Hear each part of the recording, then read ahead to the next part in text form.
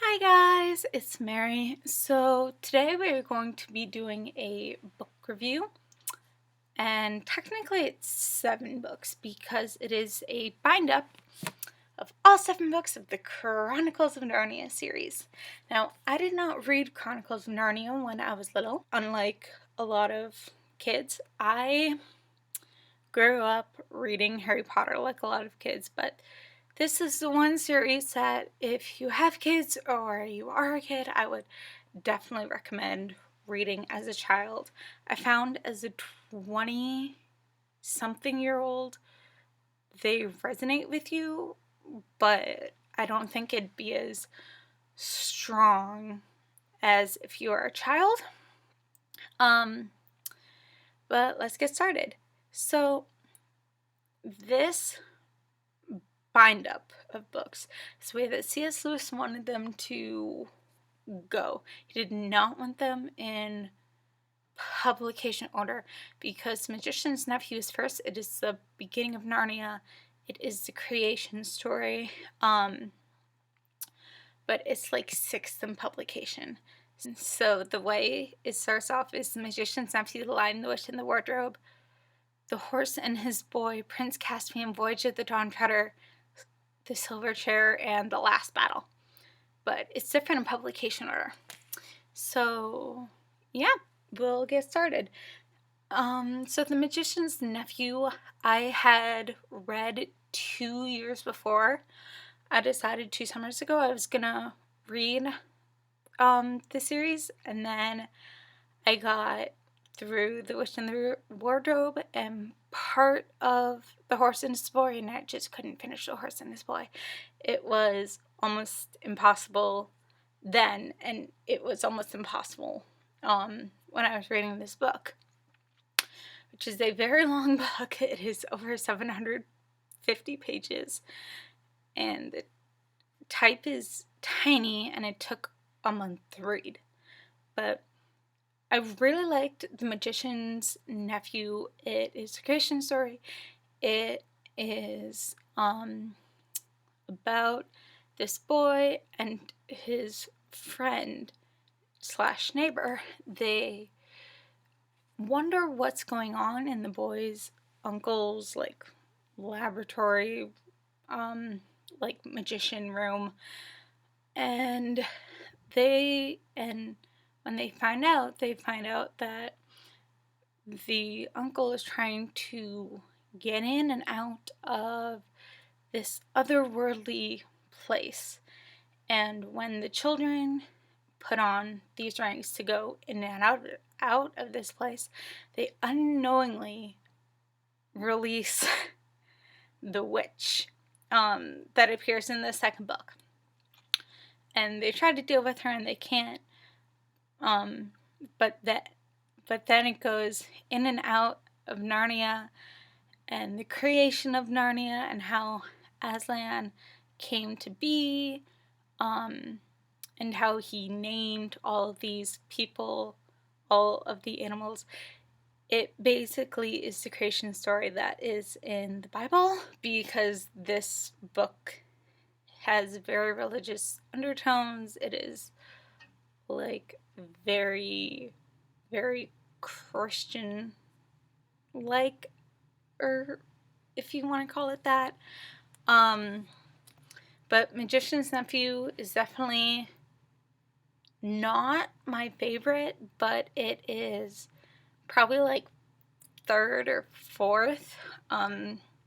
My favorite is The Lion, the Witch, and the Wardrobe, which is next. And I really, really wanted to get to this one because I'd seen the movie when it had first come out, and I was really interested in it. And I found the movie was close to the book, which I really like that, because like the three adaptations you can't mess up are Narnia, Harry Potter, and The Lord of the Rings / The Hobbit. But the last one you kind of have to deal with. But I'd seen the movie already, but I wanted to know how different it was from the book. It stayed very faithful to the book, which I very much liked. I really just wanted to get to the Pevensey children. I love the Pevensey children. Edmund especially, I know he had his trials, I know he had his tribulations, but he really made up for it.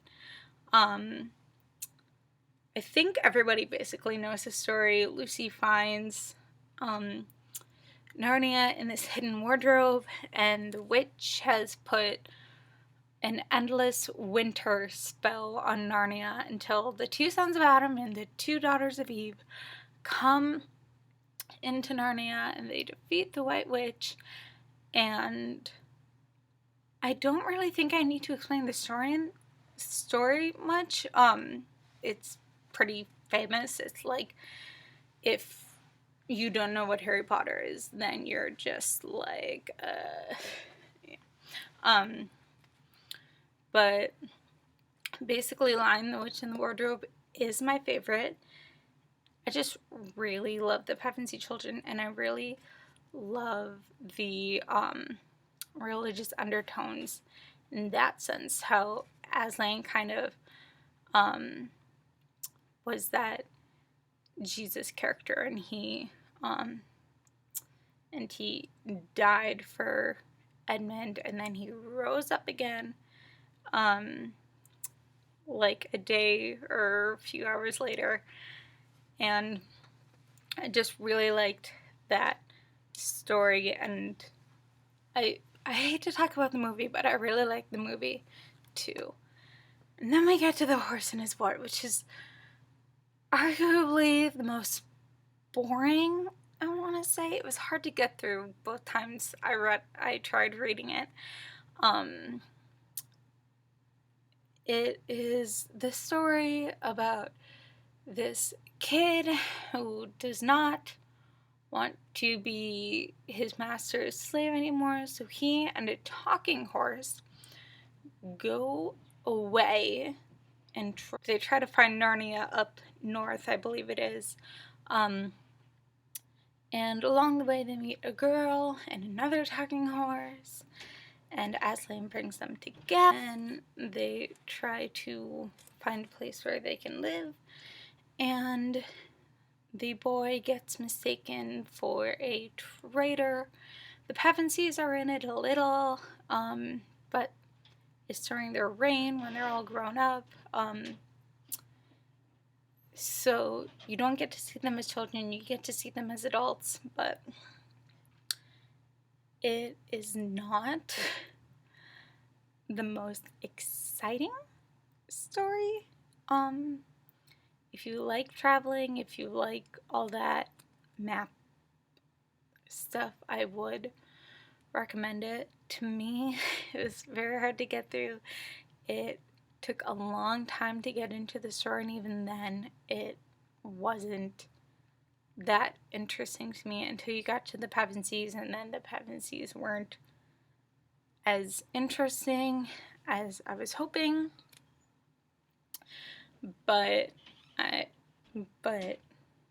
it just bored me to, not to tears, but it definitely bored me. And then we get to Prince Caspian, and I saw that movie before I read the book, and did not like the changes they made. The book I found very interesting in this case. I definitely liked it much better than The Horse and His Boy, but less than The Lion, the Witch, and the Wardrobe.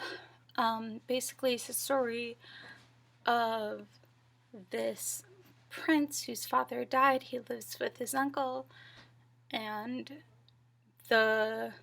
it's been hundreds of years since the Pevensies have gone away. Though it's less than a year in our world, it's time's different in Narnia, so it's been hundreds of years. Caspian is being treated as a king until his uncle has a son, and then the king is out to murder his Nephew because he always wanted to be king, but he couldn't because his nephew had the right to the throne until he had a son. And now that he does, his nephew has to take off. He leaves his tutor behind, and his tutor and his nanny were very important to him because they told him the stories of the Pevensies, deep magic, and he believed the old stories, the old history, when no one else wanted to, and he teams up with the Narnians to take back his country, or for the Narnians to take back their country, because the Narnians have basically been said to be extinct, wiped out, dead, when they're actually not. And Peter, Lucy, Edmund, and Susan come back, and they have to deal with with the enemy, Prince Caspian's race, if you want to say. Well, trying to find out where is Aslan, what is Aslan doing, how is he going to help, with, and trying to find Aslan's place with this dwarf friend they have. The movie is very different. In the books, the two stories are separate. The Pevensies and Caspian don't meet until almost the very end, and in the movie they meet days after the Pevensies have arrived. But Prince Caspian was definitely one of the better ones, I believe. Then comes Voyage of the Dawn Treader, and this one involves Prince Caspian, Lucy, and Edmund. Susan and Peter are not in this one because at the end of Prince Caspian they are told they cannot come back to Narnia. They're too old, they have learned all they can from that world. And along with the Pevensies, they bring their cousin Eustace, who is very uptight, who is very odd, and is very not willing to do anything but learn facts. He does not like creativity. He does not like how his cousins kind of made up Narnia.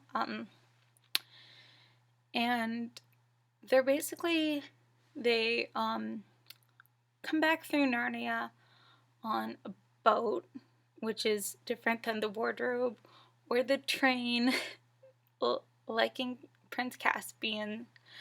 And the Pevensies meet Prince Caspian, who is on his way to avenge his uncle's followers, and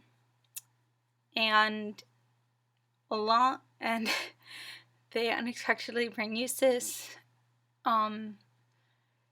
who does not want to believe in this, and he thinks everything is made up until he realizes everything is not. The story is basically their journey to the end of the world, and it's very interesting. It's very sad at the end, because at the end you kind of realize that the remaining two Pevensey children are not coming back. They learned everything they can from Narnia.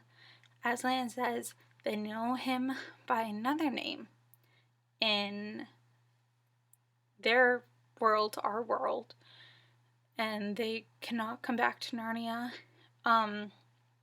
Prince Caspian is very saddened by that, and you kind of have to realize that Eustace comes back. Eustace can come back. He does in the next book, The Silver Chair, with this girl he met, and to rescue Prince Caspian's son or grandson, who is to be king, but he has been gone for so many years, but they have to go on this journey to kind of find him. And one was my second least favorite, behind just above the Horse and His Boy, and just below The Magician's Nephew. I found the addition of some of his of some of the characters very interesting. I liked learning more about Narnia's different kind of creatures, their different kind of lands. I did not like how slow this one went. Eustace plays a big part, but I wish we'd seen more of Eustace and more of his friend. And then the last battle is the final book. And basically what is going on is Narnia has been taken over by like false gods. Like, this ape wants everyone to believe that he is talking from Aslan to the public. He doesn't he kind of wants to rule Narnia, and so part of the Narnians don't believe him, part of them do, and some of the Narnians have this vision: 7 people sitting at a table, and it is Eustace, his friend, Lucy Pevensey, Edmund Pevensey, Peter Pevensey, the magician's nephew, Diggory, and then his neighbor / friend. I can't remember the girls' names, I don't know why. And they're all sitting around a table, and Susan does not come back. Susan does not believe in Narnia anymore. She'd rather care more about makeup and boys than everything else. And when the 7 get a message from the Narnians that Narnia has basically fallen, they have to find a way to get back, which is through the rings, and Eustace and his friend are on a train with the Pevensey parents, and I believe Diggory and his friend, I can't remember. Eustace and his friend are on the train with the Pevensey children, ready to find a way back to Narnia, and they take a turn and are seeing the Pevensey children and Diggory and his friend on the platform of the train. And suddenly they're into Narnia, Eustace and his friend, and they have to help others believe that the ape is not speaking from Aslan to the people, that the people they believe is Aslan is just a donkey in a lion suit. And a huge fight breaks out, and nobody wants to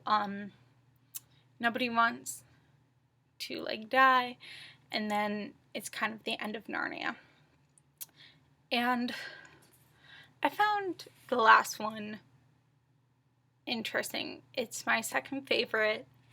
I found there are a lot of twists and turns that I loved that I definitely did not expect. I did not like that Susan did not come back, but I found it interesting that she didn't. I thought it made for a better story. But out of all, like, throughout all of the books of my childhood, I definitely regret not finding these and not reading these books sooner. I felt like I might have enjoyed them more if I'd read them when I was little, rather than me at 22 and not 8. But I definitely did understand the religious undertones more than I would if I had been 8. I would give this probably 4 out of 5 stars. The whole entire series. I don't know about individual books, but if you haven't read Chronicles of Narnia, whether you're 8, whether you're 50, whether you're 100, definitely go and read them. I found them very interesting. Definitely go and read this. I really love this series. Movies, and the first one, yes. The second one, and then the third one, no. Don't watch that movie. It'll make you cry. But it's got this underlying story which is not that good. Definitely go and read this series. I really love this series and probably return to it sometime in my life. I will be back with another video soon. Chronicles of Narnia. Yeah. Okay. Bye.